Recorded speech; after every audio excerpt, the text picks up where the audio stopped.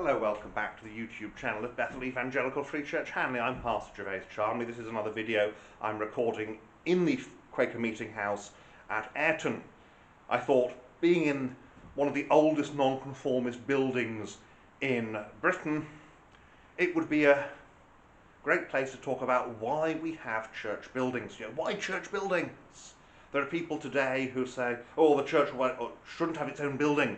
Oh, the early church met in houses. We find, in fact, the early church met in all sorts of places. It met in the Jerusalem temple courts. It met in private houses. It met in hired rooms. It met in the open air. It does seem to me, from my reading of the New Testament, that actually the early church didn't really care where it met as long as it met.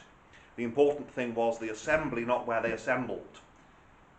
So why church buildings? Well, standing here in the room under the gallery, the small meeting room here at Airton, is a good place to explain why church buildings exist.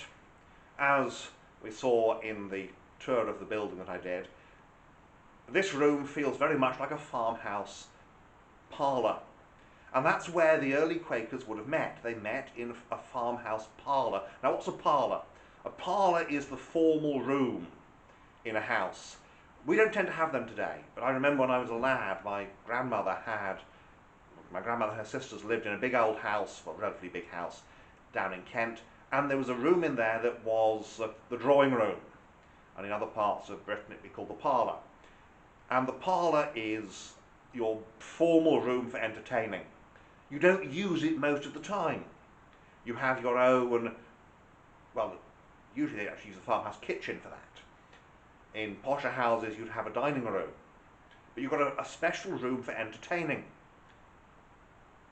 So you're not meeting in someone's living room. That's a modern idea because of how we do things today, but it wasn't how they did things back in the day.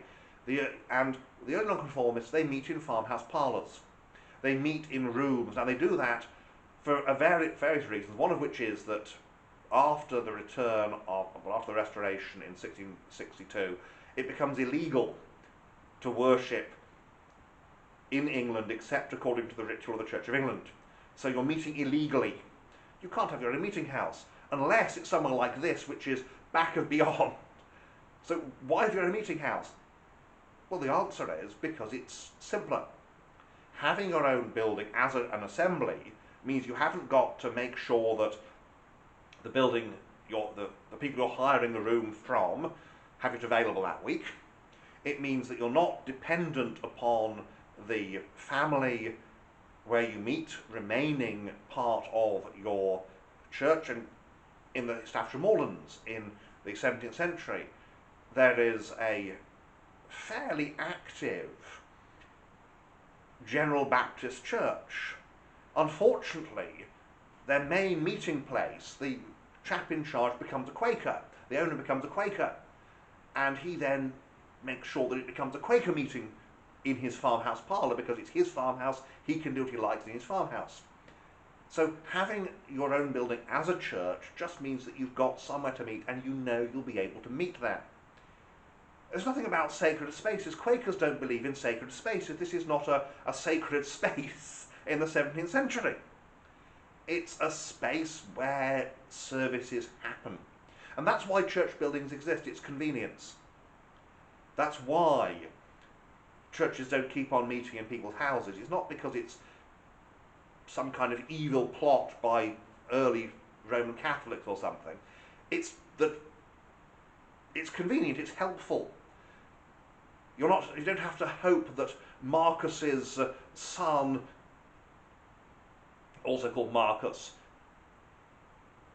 carries on in the house. You don't have to go, well, we really hope that whoever inherits the house we're meeting in is friendly to the Christians. And you have this in the 17th century with Matthew Henry. Matthew Henry, the famous Bible commentator, his congregation begins meeting in someone's house. They then have an outbuilding fitted up for the church. But then the chap who owns the house dies, and his son isn't really interested in having this church meeting in his stables, his coach house, whatever it is. And so he says, I want my coach house back for my coach, thank you very much. and therefore they've got to build a meeting house somewhere else, and that's why church buildings happen. Now, yes, you then get a theology of sacred space develop, but the funny thing is, even today, the only groups I know of who insist that you have to have your church meeting in a particular kind of building are the house church groups. We've visited, in some of the previous videos here, old Roman Catholic buildings, Cloughton-on-Brock, for example. Now, until the early 19th century, it was illegal, basically, to be the late 18th century, it was illegal to be a Roman Catholic in Britain. So where did Roman Catholics meet? Well, they met generally in the house of one of their members, one of the members of the congregation. Now that's Roman Catholics who have this very, very high view of sacred buildings. But even they believe that you can have the Mass anywhere as long as you've got a priest and an altar. So this idea that there's people running around going, oh, you can't have a church without a church building, is complete and total nonsense. The only people who say, oh, you have to meet in a particular kind of building are the house church people, the cultic house church people, because what they've done is they've taken a mere circumstance of worship in the early church and made it into something that's absolutely vital as a matter of faith. Now, if your church wants to meet in somebody's house, that's fine. Just don't go to people who don't and go, oh, you're heretics, you're false teachers, because we're not.